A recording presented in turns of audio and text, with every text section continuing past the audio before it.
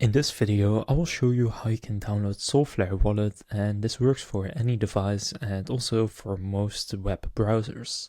So to do this, just go to solflare.com, or if you are on your phone, you can also go directly to the App Store or Google Play Store, and from there search for Solflare.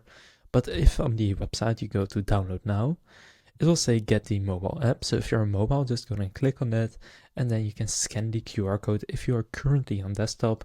If you're on your phone, it will just take you to the app itself. But if you're on desktop, just scroll further down, and then here you can see all the supported extensions. So Chrome, Firefox, Brave, Edge, Opera, and Arc are the supported extensions. Now go with Chrome, since that's what I'm on.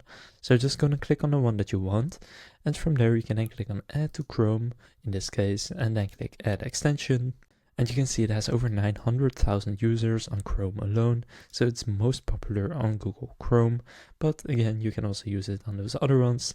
And from here you have now downloaded Solflare wallet, so you can see it's now in my extensions and I can now create a wallet.